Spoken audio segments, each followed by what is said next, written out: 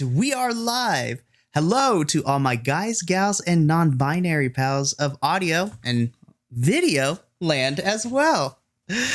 And welcome to the character creation session for Neon Memories, a lighthearted magical 80s RPG actual play podcast and video cast.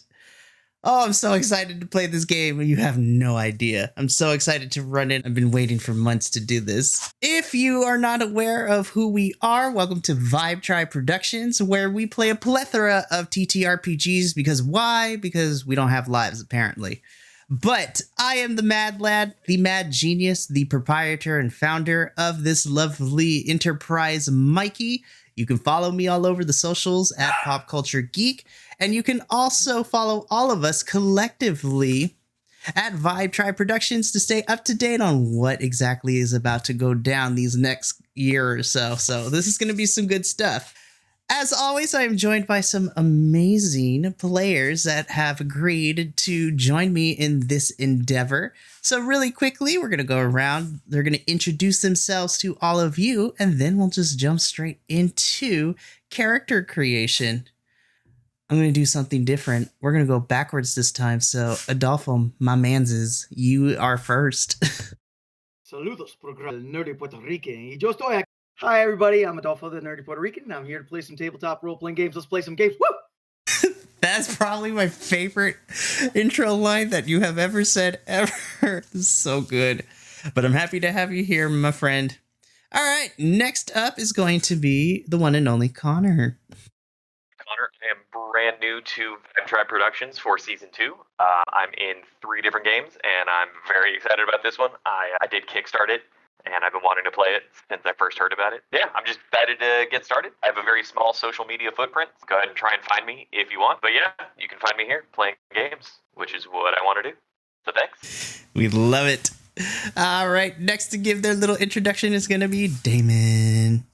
Hey, everyone, I'm Damon. Wow, so I'm also new to Vibe Tribe. This is my first time. This is actually my second game. I have 2 games I'm playing. If you wish to get in touch with me or find me out there, you can look for DMA Gamer79 on Twitter. I am also a co-host of another podcast called Cubs Out Loud that is not affiliated with Vibe Tribe, but it's my connection to this ragtag group of gamers and fun bunches. I am really excited to do this. I have been looking at this book and I'm super excited about this game. So yeah, let's do this. Nice. For the first time in Vibe Tribe Productions history, he is the only Christopher to be a part of a game. So I actually get to use his actual first name. So, Chris, you finally get this moment. I don't know what to say, other than the fact that if you do say Chris, I probably won't answer because of being conditioned by the other games so far, but hey, I'll try. So it's Sutphin, Chris, whichever you prefer. I guess I'm not so much a grizzled veteran of Vibe Tribe, even though I guess we could say that since I was last season and this season, but I'm really excited for not only this, but the other games that we've got going, because it's a good crew, and I mean, very helpful. So that 1987 wasn't a bad year. Oh my goodness. I love this. I'm so happy with this crew. And then, of course, last but certainly not least, I always sing his praises because he is joining us from halfway across the world. You know him and love him, Mikael. It is your friend. It is your favorite group uncle. And probably the only one in this gaming group who isn't an 80s kid. I am Dungaree Mike. You can find me over on a lot of the Vibe Tribe Productions things. Most notably, I GM the Deathwatch podcast, The Hunt for Glory. And I'm very happy to be here, albeit very tired.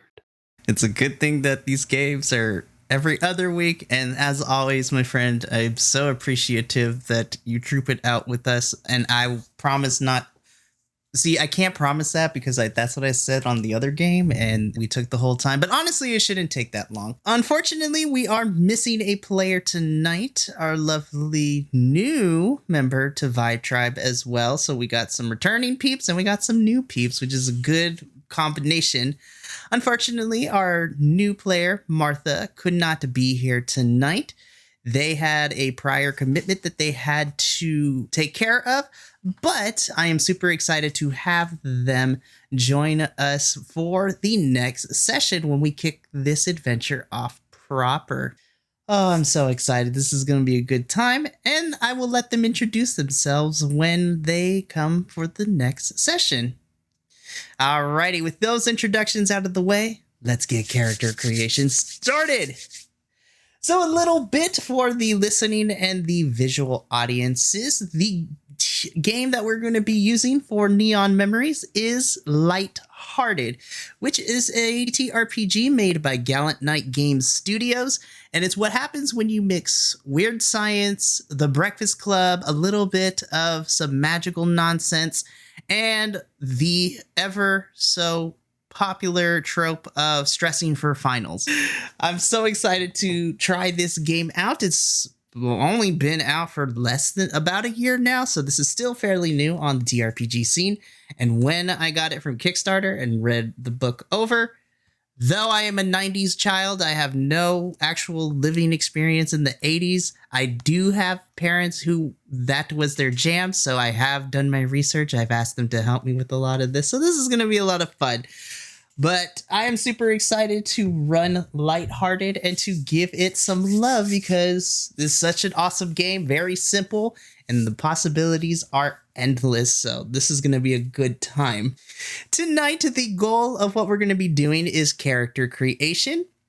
So to give a little bit of a background to the game, is set in a alternate magical version of the 1980s, and our crew here is going to be playing newly freshmen at a local magical community college.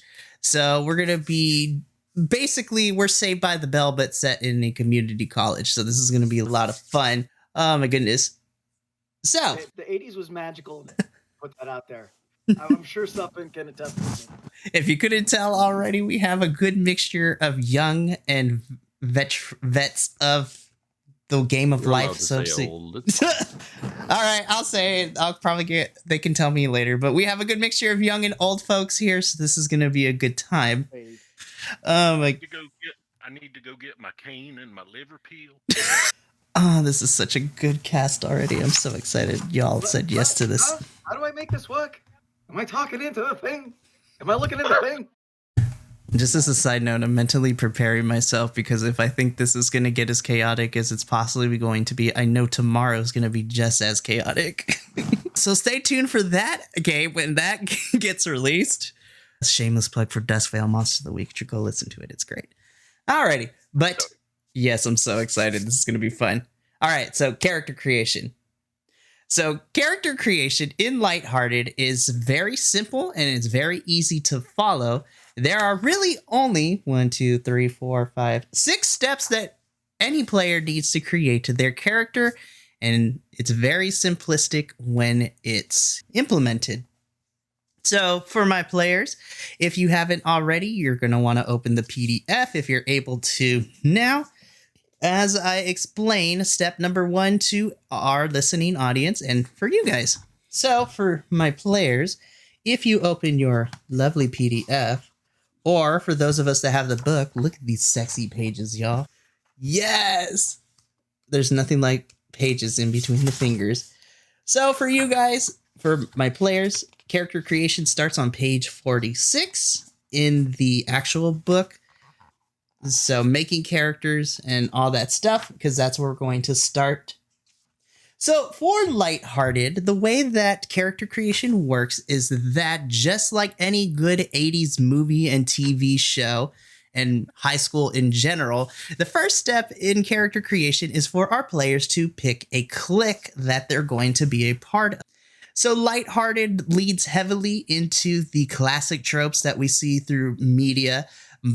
not necessarily playing them as stereotypes, but the generalization of these cliques allows for more nuanced exploration of how to bring these to light.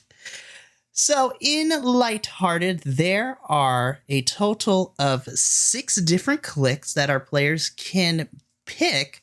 And then there are certain specialties within each clique if they want to go a certain route with that character that they're allowed to pick these subset cliques as well to give it a more narrow focus. So the 6 cliques in Lighthearted are the Prep, the Jock, the Rebel, the Geek, the Outcast, and because the Kickstarter raised enough money, they added a 6th one, the New Kid, which has been very interesting to read. So the cool thing with Lighthearted is because of its simplicity, it does recommend that the players all pick a different clique to give a wide range of different interactions that they can have, but it doesn't necessarily require players to do. So if we have 2 people of the same clique, that's always fine because, again, since it is a generalization, they're able to find ways to differentiate from each other so that way it doesn't necessarily come off the same. So I'm very interested. So that is where we're going to start right now. And I just want to preface to my players saying that if you change your mind after we are done with character creation, you do not have to finalize everything now. We can go over that off camera. And so if you feel that you have a different idea, I'm all for it. It's all good to go. But let's see. I'm going to be a teacher for a moment. Do I have a volunteer who would like to go first, or am I going to be pulling sticks? All right, Connor, start us off. Oh. Teacher's pet. Yes, very much. I want to preface and say, with all my characters, I'm so sorry for what I'm going to do. But I love this system. I've been reading the book a lot, and I really enjoy the click system, but I really fell in love with the specialization aspects. So if it's okay with everybody at the table, I would really like to go with the Gearhead, which is a subset of the Rebel, who's focused all of their anger on society, on building and using their machines to create a better life. And I like click for me, no problem. As a mechanic, I fell in love with the idea of playing an 80s mechanic kid. So if you're cool with that, I'd like to take the Gearhead. Only if your character has a broken down 84 Trans Am. So I had 2 ideas. I had a nerdy joke, and then I had an even worse joke. And the nerdy joke was a Dodge Warlock, because it's a TRPG, and it's an atrocious, gaudy truck. Or a Subaru Brat, because then we could have a Brat. And it had the plastic bucket seats in the bed of the truck. It's bad. It's real bad. I will accept the Brat. I will accept Okay. the Brat. I did some research on it, and the Brat is like obnoxiously. I'm so sorry for other gearheads out there, but a Brat truck is just why? Just why? There's no reason for it. Gearhead with a Brat truck, yeah, cool, works for me. That's fine. Thank you. Yeah. Thanks for letting me go first. I appreciate that. I'll write that down. I know, me too. Okay. Alrighty, who's next? All right, Mikael, what you got? I've been mulling it over, and I think I'm gonna go with the one that I started fiddling with right before we started. I'm gonna go with the Geek. Yes. Probably not the kind of geek that you're used to, but nerdy enough and outside group enough for it to be interesting. I feel like it'll work really well. I like this idea, this premise of, because as you're talking and I'm looking at you right now, I'm kind of like, okay, I can see that juxtaposition, that kind of like, okay, and if you can do a nerdy voice, I would die right now. Hey, Damon, we are playing a role-playing game right now. The fact that you don't think that I look like a geek, it's actually fairly appalling, and I'm hurt. My therapist will be hearing about this. And I am dead. And I am dead. And now I'm dead. So you're playing a goth then? Oh, this is so beautiful.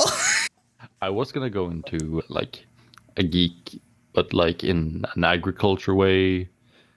A kid that just takes the bus in from way out nowhere. I love it. Goes to the community college, learn ag. Because nobody has the time to teach him. Yes. They gotta get the corn in. Oh my goodness.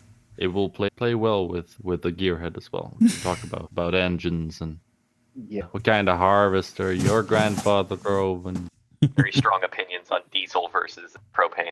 Very strong opinions. if you wanna go with diesel these days, you can go do biodiesel. Like I said, strong opinions. Oh, I can already sense this is going to be a good time. This is going to be good. So excited. Alrighty. Oh man. All right. What about you, Damon? What has caught your interest so far? Oh God. So I wrote down a couple of things. I literally wrote down 3. I had a sheet of paper and I wrote everything down. And I was like, I think I have this idea. And I technically have 4 ideas written down. Surprise, surprise. One has already gone down because it was going to be a geek. I was good with that because it was my second or third idea. So I'm actually going to do one of 2 things, and they collide with each other. So bear with me. I was thinking prep, definitely thinking prep. I was also thinking, because it is in the same vein, the Rising Star. I saw it as I was looking through the book, and it hit a lot of buttons for me, because if you were a kid of the 80s, there was this wonderful show called Star Search. And Yeah. when you were a little kid or a teenager, whatever, watching this show, that was like, I want to be on Star Search, because I want to be like, you get on TV, you can visit an app, maybe get a contract or what have you. I never knew where everybody went, but that concept came to me and I was like, that's perfect. I have a character design. I had an idea for a character, and I could potentially lean into the Rising Star aspect of it. So if that's all right with everyone, the Rising Star, I think, is what I want to do. Oh my gosh. Totally. That is amazing. Theater kid. Oh my gosh, that is so perfect. Alrighty. Adolfo, what have you got going on? So I think I'm just gonna be basic, and I'm gonna go with Jock, Yes. because I'll tell you what, sorry, insomnia brain. I did grow up in the 80s, and it's funny because growing up when I was younger, I was quite the outsider / geek. And then in my high school years, that's when I closeted everything and became a jock-ish during the 90s. But I remember growing up and watching the jocks and wanting to be like them, and yeah, we're gonna go with that. That, and I watched Top Gun Maverick last night, and watched Top Gun today, and I really want to make a character like Iceman. So Oh no. The best choice. That is excellent. Oh, I can't wait to see what comes of it. All right. Chris, Sutphin, whatever you want to be called by tonight. Last but not least, what have you got in your little head of yours? As Adolfo said, the time period of this game was, I was in 7th. So yeah, 1987. Woohoo! There was a part of me that wanted to do a kind of a mix of characters from basically any John Hughes film. But I'm thinking maybe, I thought initially of prep, like the new kid prep coming in. But then, I don't know. It's still kind of... So, if I may, I think, see, the cool thing about the new kid is because they are technically the new kid, they're like a blank slate. They're the newest person to this area. They are just, the downside is they're starting at the bottom again with the social totem pole, but it's because they are at the bottom. They can easily find their way up and make friends along the way. That's just me. That's honestly, if I was going to play a character, I love the new kid because it speaks to me, because I was like, you know what? This was me at a point in time of my little younger life. I was that new kid. And I remember how challenging it was, but also how easy it was to also fit in with everybody, be a jack of all trades, master of none type of person. Yep. Yeah, because that's where where the idea was coming from initially.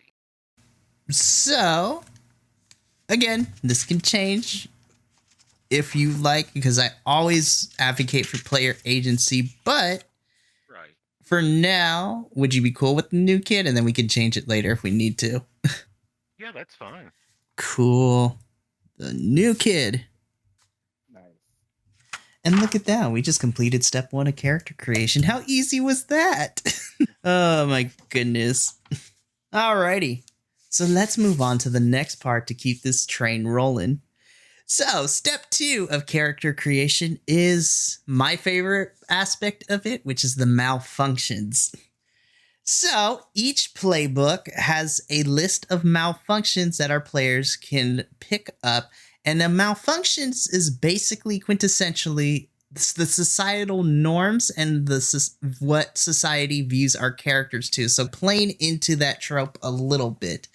Because we are playing a full campaign, each of you is going to look at your playbook and you are going to pick up 3 malfunctions. So the malfunctions, again, they are what society views you as, and they are little quirks that add a little bit of flavor to the game. So, for example, I'm just going to use the prep as examples. And what's really cool about these malfunctions, a lot of them are named after either classic phrases and or pop culture references based off it. Adolfo, you have a question for the class. Yeah, I'm sorry, Mr. Teacher Man, but I'm actually going to go with a bodybuilding jock. Yeah. On what page are you looking at these malfunctions? I'm trying to catch my breath, Hona. Oh no. So for the Jock malfunctions, you're going to go to page 56. That's the bottom. Yeah. Yep, page 56 for the Jock malfunctions. And actually, since we're on the Jocks, let's start with those.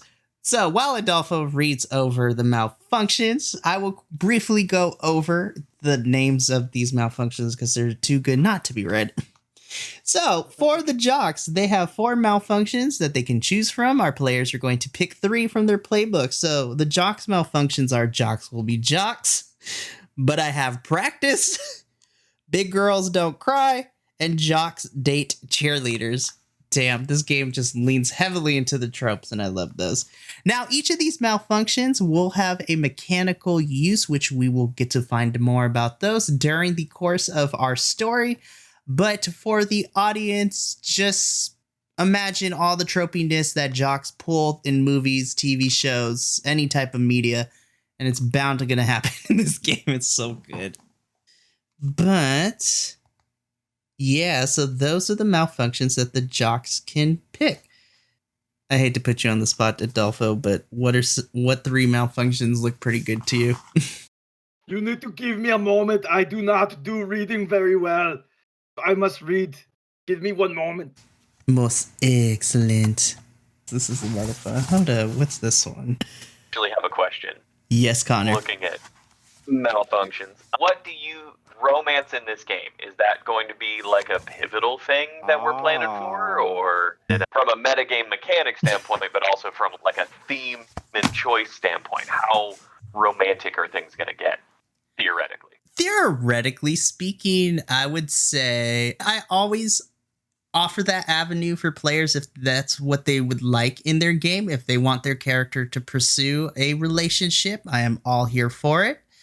I already got a chance to do that in one of the season 1 games in Legend of the Five. It turned out very beautiful, but that's because the players were awesome. So it's not a part of me, but that is something I always advocate for. So if that is what your character would like to do, that is fine. As far as the thematics of it, I would say because you guys are in freshman year, probably the most we'll ever do is probably that initial phase, and then maybe a first kiss, and then if we go to the next stage, maybe. But it's basically like we're at the end of the movie and they finally get their first kiss after all the craziness that has happened and all the events that have transpired. But if we want to go beyond that point, we can. But that is something that we talk about and then we plan accordingly. But yeah, so it's more of the, okay, let's make it official now and have your first kiss and start holding hands in public and all that jazz. So talking with crushes and the flirtation aspect is a gameplay thing for us. But beyond that is a see how it goes thing. Yes. Cool. Okay. Cool. I have made my decision. All right, Adolfo. My malfunctions just as I am talking. Listen while I talk. My malfunctions will be Jock State cheerleaders. Big girls do not cry. But I have practice. Yes. Jock's date cheerleaders. Big girls don't cry. But I have practice. Most excellent.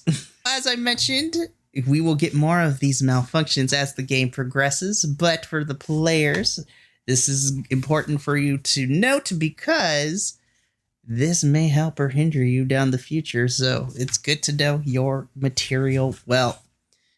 Alrighty. Which one of you wants to go next? The most dreaded question. Okay, go for it. Sure. I did. I'm going to do, since I'm using the Rising Star, I'm going to do Biding My Time. And since we're going to potentially play with the romance kind of things, I'm going to go with Showmance. Because I like the name. And then two, I think it'll be kind of cool. Oh, that's awesome. So Biding My Time, Dramatic, and Showmance. And then the other one, just because the name sounds cool, Center Stage. Alrighty. So Biding My Time, Dramatic, and Showmance. Sweet. Alrighty. Who's next? I will go for it. So for the Gearhead, I'm going to choose Tragic Backstory, because every rebel needs a tragic backstory. Danger Zone, because Archer. And Heart of Chrome, because the poetry of Heart of Chrome is just too much for me. And I'm not taking Rainy Day. I will say it was fun to watch Adolfo just lean back in excitement that there is a malfunction called Danger Zone, especially after what he recently just shared what he was watching. Just for you. Just for you, Adolfo. And for me. I appreciate it, yeah. It's very appreciated. That's very nice, dear. Alrighty. Let's go with you, Mikael. So what were you looking towards for your malfunctions? I have chosen, well, actually, Pushover and Awkward. I don't think that's the voice he's gonna do. It'll be something. Nice. That is awesome. So actually, Pushover and Awkward. Nice. That's great. All right, so Sutphin, we have you as the new kid. So what malfunctions are you gonna go with? Two lies and a truth. Nothing's forever. And in honor of my little brother who's 10 years younger than me and got to go see them in concert, Hanging Tough. Nice. I did not go to that show because I thought I was too cool for it. Too cool for school. That was the New Kid on the Block dance, by the way. It was the dance they did back in the day. That is, I guess that's important too. That we're gonna have to explain it for the kids out here. Don't listen, Mikael, don't worry. I'm pushing 30 in a couple months, but I am a child of the 90s. I have rewatched Glow for 7 times now. Yes! Mostly because I'm a wrestling fan. Excellent. If that show does it any justice, I'm well versed. Oh my goodness, I love it. It's so good. Alrighty. So with malfunctions taken care of, now we jump into strengths. So, looking at the same playbooks, you have strengths on the next page of the playbook that you are using. But strengths, whereas malfunctions are the expectations society has for our characters, The strengths are the things that they personally dig deep when, I don't know, they need it. And it's more part of their personality that gives them benefits when it comes to certain situations. So for strengths, you also have a list of 4, but you guys are going to pick 2 from your clique. So you only get to pick half the list for this one, and just like the malfunctions, the names that they've got going on for all these are just so beautifully named. So I'm actually going to start backwards. So we're going to go with you first, Sutphin. So there are 4 strengths when it comes to the new kid. The right stuff, party trick, sweet little lies, and that could be me. So you get to pick 2 of them. I know I'm putting you on the spot, but talk it out with me. What are some strengths that stick out to you? That could be me. And then I'm torn between the party trick and sweet little lie. And so with the would using party trick and 2 lies and a truth for malfunctions would that contradict each other, or am I just reading too much into that? Let's see. That is an excellent question. Not necessarily. Yeah, so not necessarily. Okay. Let's do party trick and that could be me. Cool. Alrighty, so party trick and that could be me. Alrighty. Cool. So now, continuing to work our way backwards, we're going to go on to our geek. So, Mikael, what strengths were you looking at? I have chosen just the facts and super nerd. I'm making it a requirement now that you have to use that little jingle every time you use that strength. I'm just kidding. Oh, it's gonna happen automatically. We're gonna be sued by Warner Bros. And DC so fast. A little minor key. That'll make it work. If I was playing an Outcast, that would be my theme song. Oh my goodness. That is amazing. So, just the facts and super nerd. Alrighty. So, Damon, the rising star, what strengths were you looking at? Okay. I wrote 2 down, and I'm not sure if I want them or not. But I will take one. I know for sure. I want to take triple threat. Nice. The idea of a +2 anytime you try something new is a fun thing. And then I'm torn between dance classes and cattle call. I'm reading the description for cattle call and I'm having a laugh. You have an army of extras in your phone book that you can hire to help with the problem. Make a glam roll and see how many you can afford to hire. You literally have an entourage on speed dial. That's so great. Yeah, I like that idea. I'm going to go with that one. I think I'm going to go with that one. Oh, nice. The idea of, because the trope falls under kind of the prep, they're top tier of the school, they're what have you. So of course they have a bunch of underlings that would like gladly do anything for them. So I like that idea. And then I'll talk to the director and make you an extra. I'm also all juniors in high school clamoring at your scratch. Right? I'm also reading the way they describe the results is great too. If you get a 3 or below, it's like too many extras show up and you can't pay them. Now you have an angry flash mob. Oh no. That's hilarious to me. That's so good. Awesome. I'm so ready to see that in action. All right, Connor, what strengths were you looking at for the Gearhead? I know I want junk in my trunk because I can't not pick that one with that title. Sorry, I'm having a can I trunk ask full you, of illicit goods at any time. What? Sorry, can I ask you what Of you're gonna do with all that junk? The junk inside the truck.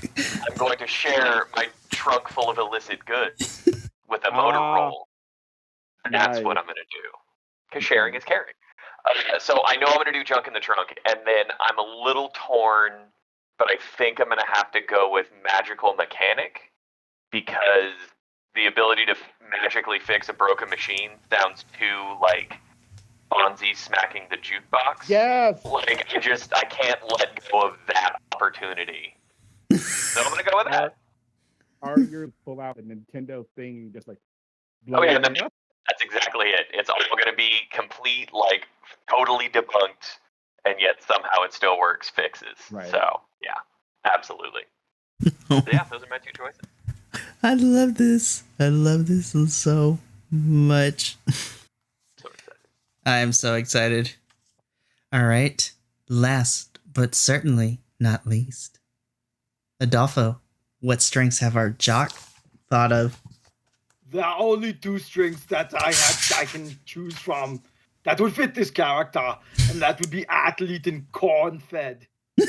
Oh my god. Okay, so for my players, I'm laughing so hard right now. For my players in the listening audience, to give a little bit of background, the reason I'm laughing so hard is because my man Adolfo is playing two different versions of what it seems like of different characters. So if you listen to the Academy, Adolfo plays Dagny, our lovable little necromancer wizard, and he talks in a bit of a more high-pitched, like more high-fined Austrian accent, and then we're just going full Arnold Schwarzenegger in this one. Get in the chopper. Yeah, I am channeling all those tropes from the 80s action movies right now. There's a big part of me I just feel like there's this like pulling a shirt, sweaty montage that's waiting to happen. Yes. There will be many sweaty montages, the bending of the branches, and the pulling of the carts in snow, yeah. And standing in front of people and being like, I must break you. I'm not gonna lie, montages are gonna be so much fun in this game because it is set in the 80s. So what do we do? Montage. Montage. Alrighty. So now with strengths out of the way, this one's gonna be very interesting. This one is going to be traits. So when you create a character, now that we have malfunctions and strengths all in line, now we're actually going to get to the dice assigning portion of character creation. So in Lighthearted, there are 6 basic stats that our players are going to use. With each said stat, all of these traits start at a D4, but during character creation, my cast, our players that we're going to listen and watch for all this, they get to choose one stat to increase to a D8, and then they can select 2 other stats to increase to a D6.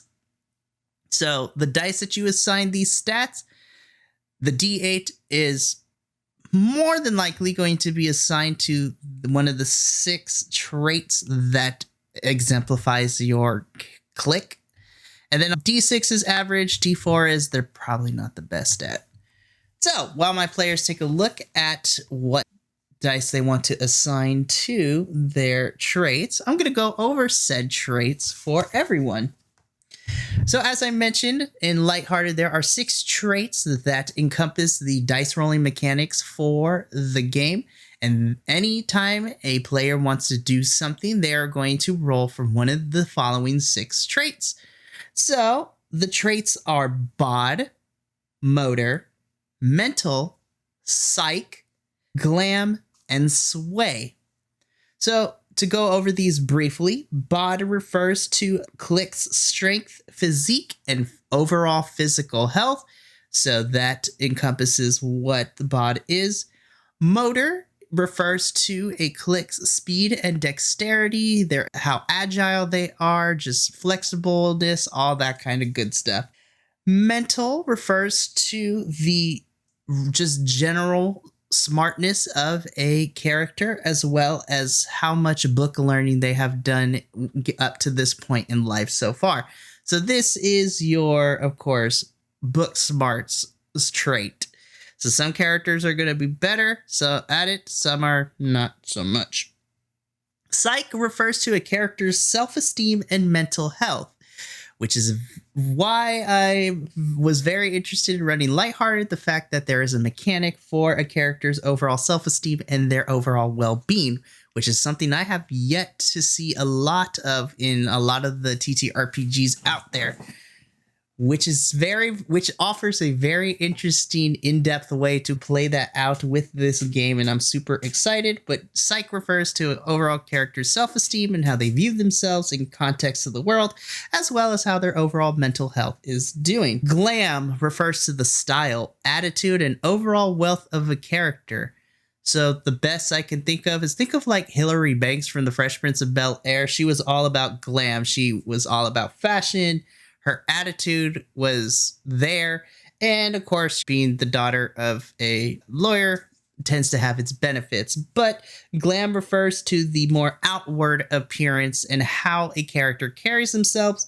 And finally, sway refers to how good a character is in arguments, as well as how well versed they are when it comes to persuading others into either helping them, doing what they want, all that kind of stuff. So sway is going to be your more social.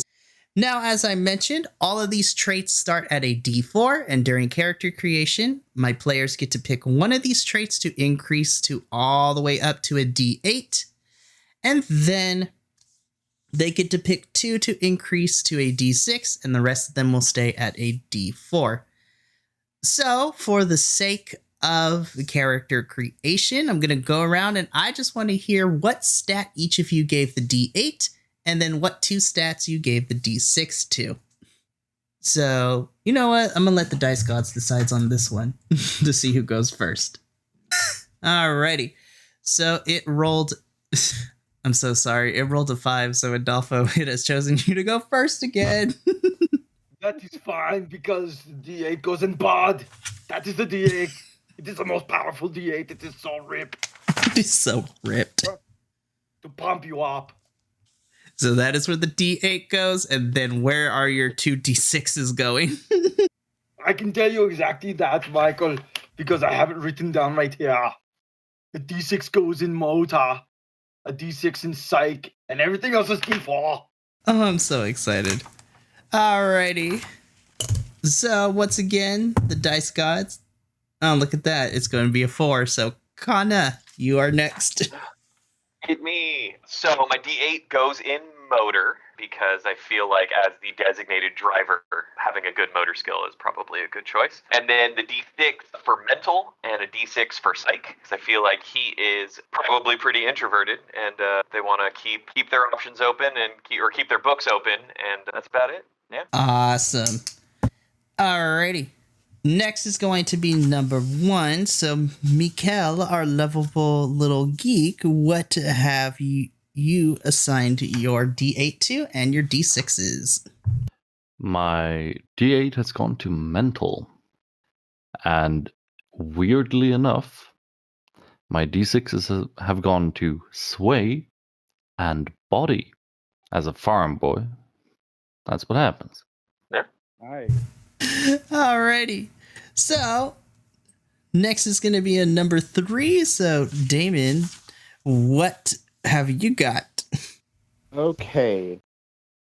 So my D8 is going into glam. And one of my D6s is going into sway.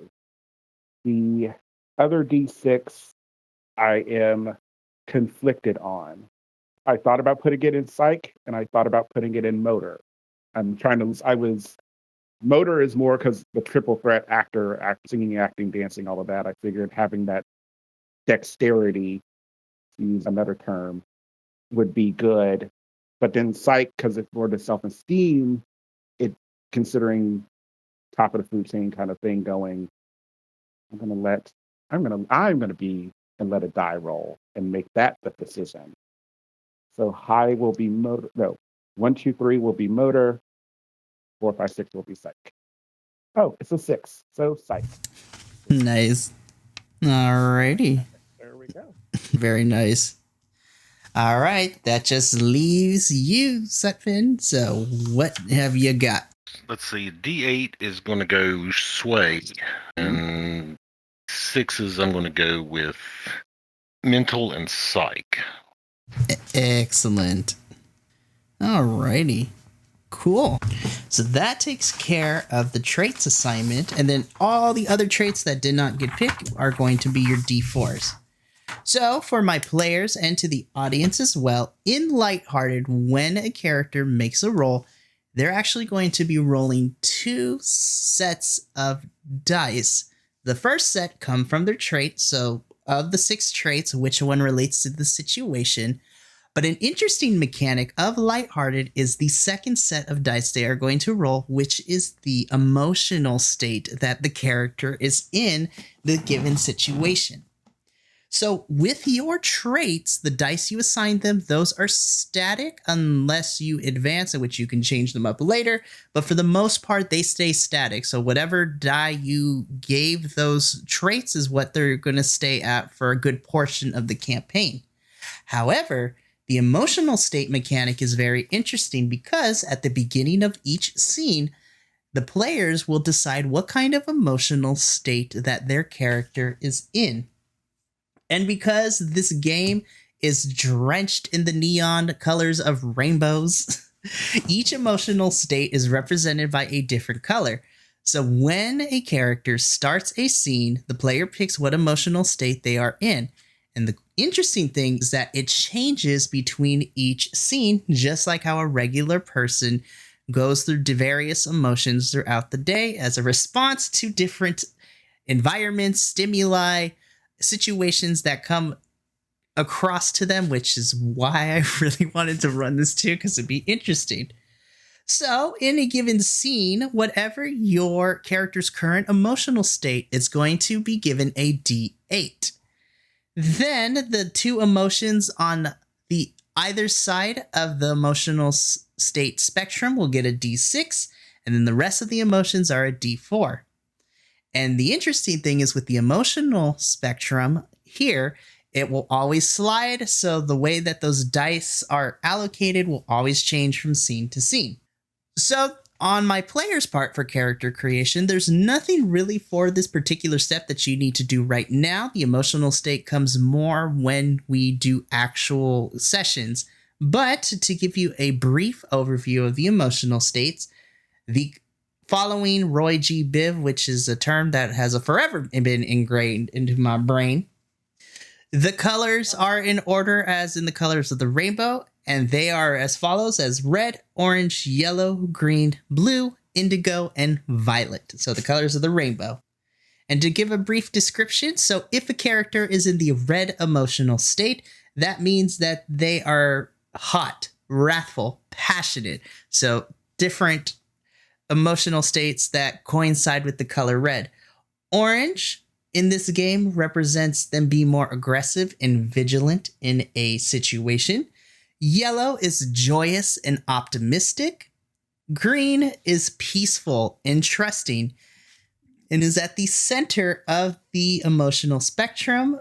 And also, just as a side note, the designers of this game did a really good job of describing everything, because green is usually referred to as the more peaceful color and is at when a person is at their most zen, is in the green state. Blue is when a character is confused, surprised, or scared. Indigo is very interesting because it represents when a character is remorseful or if they're feeling sad. So if a character feels is in their feels, indigo is probably what they're feeling. And then violet, on the opposite end, where red was wrathful and passionate, violet is cold, disgusted, and bored. So that nonchalant attitude of certain things. Now, when we start our actual section in the next episode, we will actually put these emotional state mechanics into action alongside our trait rolls. So when characters roll, they roll the trait and the emotional state together, and then we can figure out what the result of all that is.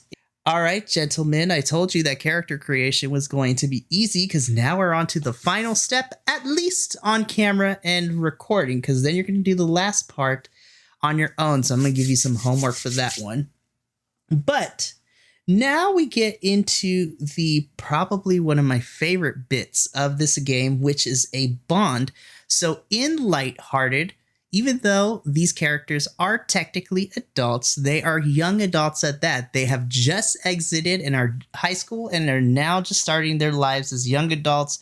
And as we all have experienced in one point of our lives when we were that age, just fresh out of high school, we're trying to navigate the world with who we are to figure out what path to take, who we want to be as a person, all that good stuff. And the cool thing in Lighthearted is that each character gets a bond. So a bond mechanically works as a secondary character, so basically an NPC for me to play, but the bond is for when a character is going through it, they can always turn to their bond to give them advice, to help them relax, and to always be that one person that no matter what problems come, and if everything goes pear-shaped, that bond will always be there. So now this is gonna be the more detailed portion, because each of you with your character concept, you are going to pick and create a bond for your character. So when you create a bond, this character can be an anchor for your character, so the person that will keep them grounded. They could be a best BF, so a best friend forever. It could be, in certain cases, it could be another criminal. It could be a lover. It could be a mentor figure. It could be somebody you hold on a pedestal. There is no limit to what you can create. And leaning into your tropes, there are also a plethora of options that you can pick, especially leaning into your clique. Okay. So I'm actually going to give y'all about a minute or two to at least think about the initial one. So we don't have to get into super detail right now. Part of your homework would be to give you a more extensive background of it.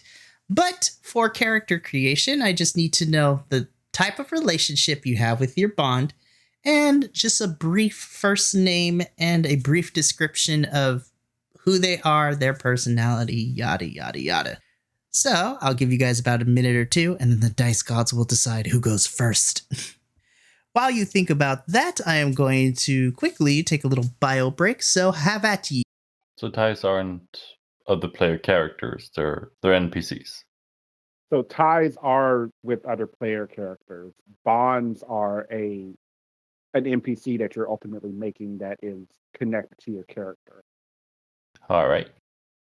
I think the ties that are listed on the Clique pages, those are the ones that we do, or those are between us, not the NPCs. Right. Okay. Yeah. Cool. Ties will be, if I watched a session 0 of a campaign that was online, and ties essentially are, we're going to be asking each other or saying things we want, and then someone can jump in depending on how we want to play it or how it's going to happen. But I think that may be part of the homework. Got you. Okay. I could have swore that there was a page in the book going over the tie stuff, or the bond stuff. Yes, 49. Thank you. You're welcome. So FYI, I will do this now, and I'll say this now. One of my traits in school was always like, I can flip to pages really quickly and find the numbers. I don't know why or how, but here it is, and this is it, and over here. Magic. It was something. Clearly magic. It is definitely magic. It's helped my character creation that I have SiriusXM, and they have a radio station called First Wave, which is all 80s new wave music. So I've just been listening to that all character creation long, and it's been great. Excellent. God. Yes, I have. My friend, I've ridden in his car, and he has SiriusXM, and I don't think I remember that station. And yeah, it's good. I listen to it more often than not because it's so. Another interesting tidbit about me and my life. I'm the youngest of 4. I have 2 older brothers and an older sister. The age difference between me and the next youngest brother is 10 years. So while I grew up as a kid in the 80s, they were teenagers going into college in the 80s. So my sister, I remember vividly, she loved new wave. It was actually really interesting. I had like my brothers and my sister were so different archetypes. It was fantastic. So my sister was definitely like the geek, right? It was like she was book smart. When she went to college, she majored in comparative Russian language and literature, right? And she's like fluent in 5 languages, but she loved listening to new wave. And I just remember so vividly when we would drive her to college, that's walking into her like dorm room area. It was just that's all that played was new wave. And then my oldest brother, he was definitely a prep, right? Except he was a band prep, and he would listen to Joe Jackson and like all that music. And then my other brother, he was a straight up just like metalhead. So like he would listen to Dio and Ozzy Osbourne and all that. Wow. Yeah. It's funny. I have 2 older brothers, and they are 7 years older than me. And then she passed away, but I had a younger sister, but she was only 3 years younger than me. So we grew up together. So if we're using 87 as the launch point of this game, I was 8. That's where, so I'm a child of the 80s, but I'm a child of the 80s. The cartoons and serials and the commercialism, yeah, that's me. The music, but I didn't really personally get into music until the 90s. And it was weird. So our family moved into the suburb of a bigger city. And the fun part about it was there was someone there in the neighborhood for everybody. So my brothers had kids their age. I had kids my age. My sister had kids her age. So and it just all worked out for everyone. But at the same time, none of us went to the same schools. So I had friends in the neighborhood, but not friends that I was in school with. Interesting. On a side tangent to go off what has been said so far between you, Damon, and you, Adolfo, this game's going to be so much fun because you get to pull from the time period and just so many pop culture moments that we can pull from. That's going to be amazing. And just as a little side note too, when I pre-ordered, one of the stretch goals was they actually made a scene deck with different scenarios you could put in the game, and then they actually have a soundtrack you can use for each of the scenes to play in the background. So later I'll pull that up for anybody who wants. I'll put a link if you want to get the physical book and the cards. It's great. Alrighty, so I have decided by the dice gods. So now we're going to go quickly through bonds, and the dice gods have decided to pick you, Sutphin, as our first person. So, really quickly for your bond, you can just tell me what kind of relationship you have with them. So are they an anchor to keep you grounded, a friend? Like it can be anything, as well as their name and a bit about their personality, so to speak. Because I will be playing all these bonds at some point, so it's going to be helpful to prepare. Okay, so one question I have with that. Because yes. I'm apparently the question guy, but since I am coming at this as the new kid, if I did the bonds as FF or whichever, would that be an NPC that is not amongst the same group in the setting that we're in now? Would that be like my best friend from the last place I lived kind of thing?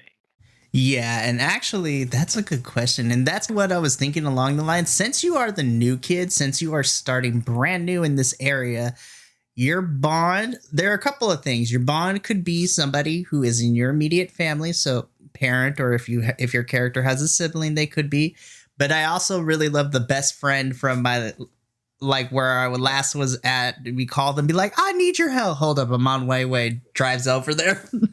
Yeah, I think that would be, because it not only with that, I think it would be good as some of the other trait that the 2 lies and a truth. So I can say my my best friend who is now your whatever. I can just make stuff up and go along as it, kind of thing. So I think I may do that. Awesome. Alrighty, so with your As the BFF. cool, so we got a BFF. So now the fun part. What's their name? So let's say, as a true '80s name, say Chet. Yes. All right, Chet. Yeah. All right, so My best friend Chet. yep. And what's Chet's a brief description of their personality? What is Chet like? Chet is texts are blowing up. So Chet is just I'm going to say Chet was and if we're going off base from the previous years of the friendships that were created before we got to the community or out of high school, let's say not so much the slacker type, but just the one that just barely got by, even though he was able to do whatever he wanted. He just didn't apply himself, kind of thing. He was the C student that could have got straight A's and went to wherever he wanted to go and do whatever, but just wasn't interested. And I may or may not be borrowing some of this from real life experience. Listen. Just saying. Based on a true story. Yes. Names have been changed to protect the guilty. I will say, as a DM, and as a player myself, I find that some of the more memorable characters that I played or have ran games for tend to inject a little bit of that realism from their actual lives, or some of the characters I've enjoyed playing as are ones that have a little bit of my real personality in them, because they allow me to use them as an avenue to explore the different nuances that could be. All right, so we got the BFF from home named Chet. Oh my gosh. And so now I just gotta my home, like you guys will have homework. My homework will be, how am I gonna play these characters? I get to play everybody else. That's gonna be fun. Alrighty, so next up is going to be Damon. Damon, what type of bond do you have for your rising star? Given that they're a rising star, the one that popped into my head as I was looking through them was the pedestal. So someone that I'm essentially rising to become is the kind of idea. So I've given them a name. Her name is Alexis. I gave her a full name, actually. I wrote it down. So I did Alexis Michelle St. John. Is like Yes. Good name. Good name. Like, we said 80s, and I was like, that is so fucking 80s. I don't even believe it. So Alexis Michelle St. John, so we're freshmen. So she will be the quote unquote success story that I know. So when he was the one that, like, maybe a year or two older, went on, got the big break, or has gotten the big break. Okay, actually, we'll call Alexis. She's fallen because she's back home, or maybe she's close by. Actually, we'll do that. So she got the big break. She's done like TV, and she's done commercials, and she's maybe had a minor role in the kind of type of an 80s TV. Oh gosh, I don't want to say Days of Our Lives. Oh yeah, so like a minor role, like on Days of Our Lives. Santa Barbara. So she's the one that has gotten the big break, and but still is humble. So you've got that friendly person, but I like the idea of the pedestal being someone that I would drop everything for to do, because to me it feels, if Alexis gave me a call or reached out to me and said, "Oh, darling, I need something for this. I'm in town and I need someone to bring me something," you would do it, because I know that she has the connection. I love that description. I'm so excited to give that a personality. It's one of my favorite archetypes to play. It's going to be really good. accents may be thrown all over the place, but it's going to be a good time. Which is funny because we're from the same place. But whatever. She picked it up in Hollywood. That's what it is. Yes. Yeah. That's the trope I was going with. I forgot who it was, but it's like that one character every time Alexis is like a different. She's either doing something like a commercial or something in a different outfit with a different voice. It's just so fun. Oh, this is going to be great. Alrighty, Adolfo, the Dice Gods have decided you go third, so let's go over your bond. So, what kind of bond are you going with? Yeah, my character, he's going to have a mental bond with his grandfather, Wolfgang. Yeah, he will be my oppa. Wolfgang, that is glorious. Alrighty, so mentor Wolfgang, and then what? Give me a little bit about Wolfgang's personality. Wolfgang is a very pumped and jacked Austrian that came to the United States probably sometimes in the 1960s. He's as big as a barn, yeah, because he would toss hay and break rocks with his head, yeah. Shaking his head, I'm so sorry. You all knew what you signed up for. Yeah, let's get your thoughts real quick. You are next, but let's get your thoughts on this first. Breaking news: local Puerto Rican actor mysteriously found in Austrian beer house. Nothing more to add. Back to you, John.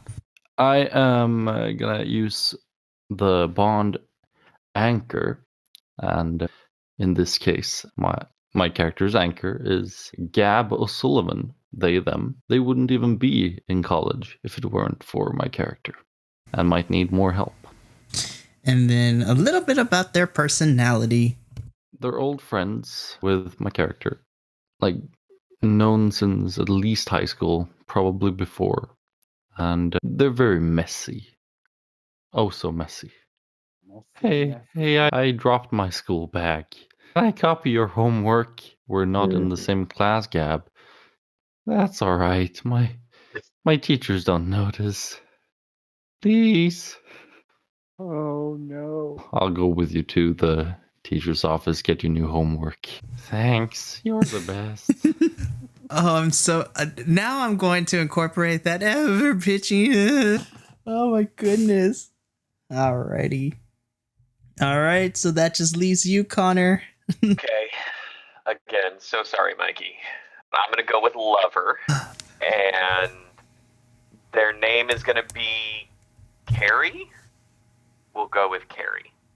With a C or a K? Okay, I was going to say. C-A-R-I-E. I Cool. think that's pretty 80s-y. As a 90s child, I do not know for sure. But I would say it's an IE. So the thing that I like about the Lover option in the book is the put them in control of a social situation. I think that makes me think that it's two different social classes. So I think they would be in a very different clique, and between Carrie and my character, there's probably a complicated past, and I would say a secret romance. I think that's interesting. So I don't think anyone else knows. I think they've been friends for a long time, but they are together, clearly lovers, but not openly. And I want that drama, is what I want. So beyond that, yeah, I think, yeah, no, that's, yeah. And it could be an extra person on Carrie's side who doesn't know, or I don't know. I'll leave that up to you/us, but I think a secret lover is needed in this story. Oh, I'm so excited. Okay, so then, just to help me out, oh man, give me a little bit of Carrie's personality. I think that Carrie is a caring person, because that's an awful thing to say out loud.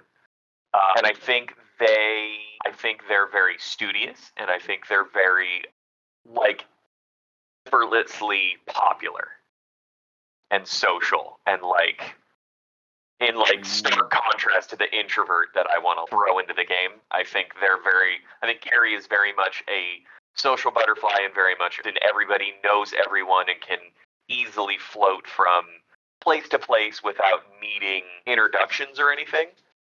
But at that same time needs that. I think the relationship for me needs the reality of my character from the past. But yeah, I think that's complicated and weird, and I like it. Ooh, this is gonna get. I'm so excited. If you can't already tell, I live for the drama. All about the drama.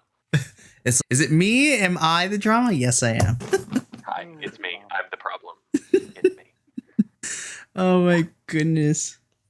Alrighty, gentlemen. So with that concludes at least the character creation for Lighthearted. I kid you not.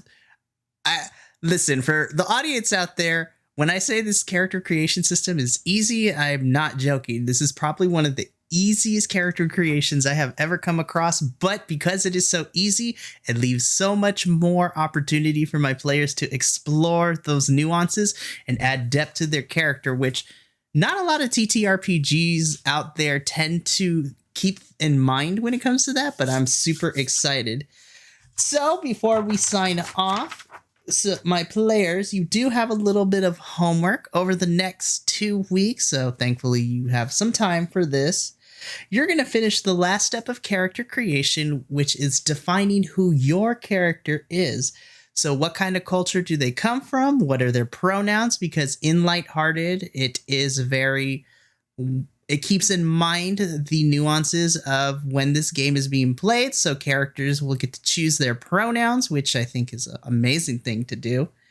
You will also pick out a style for your character. So going through the character creation book, you can pick their style, like how they dress, what's their aesthetic that they're going for, what kind of coping skills that they use in order to relieve stress, which is going to be an important factor in this game. Grade, you don't have to worry too much because you are all going to be freshmen, so everybody's going to be in the same grade. And then one of the interesting things is because you are going to community college, everyone is going to pick a class that they are going to attend. So I was like, I wasn't kidding when I said there may or may not be finals that cause stress to these characters.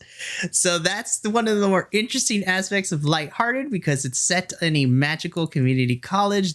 Our characters are going to go in class. So I'm super excited to play out the wacky professors that they're going to encounter, as well as some of the people that are on the campus. But that is what you're going to do over the next 2 weeks. And obviously, if you all have questions, feel free to reach out to me. We'll go over them. You have a copy of the book, so at your leisure, you can. I also recommend to my players, if you can afford to, because I know everyone's situation is different, I do recommend to buy the physical copy because me personally, I'm very analog. I love feeling the pages in between, but we always want to buy the physical copies and anything from our lovely publisher at Gallant Night Games because we want to support our small creators and our gaming studios out there and spread the word. Adolfo, do you have a question for the class? Actually do, because this is a new system for me, and I'm sure for those in podcast and VOD land, this is a new system. So I'm reading over the styles, and in the book I see that they have hair, face threads, but then they have glamours. The question is, in this setting, is everyone humanoid, and then they can have like some distinguishing thing like fairy wings or something like that, or is this kind of like a Monster High type setting? The answer is yes. No, but so the cool thing with Lighthearted, and if you take a look through the book, you can see all types of art, but because this is set in an alternate magical universe of the 80s, pretty much all of these characters are humanoid, but they are humanoid where some of them can be vampires, some of them are little pixies and fairies flying about. Literally any type of humanoid magical creature that you can think of pretty much exists.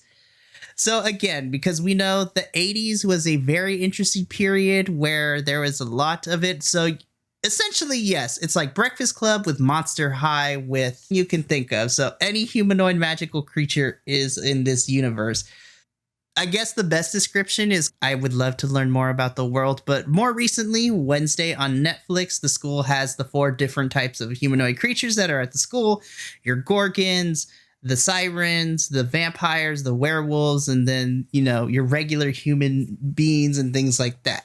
So think of that, but apply it to a grander scale and set in a community college. There's literally in the scene deck, there is different things. There's a vampire biker gang that may or may not show up now. There are some werewolves who party too hard.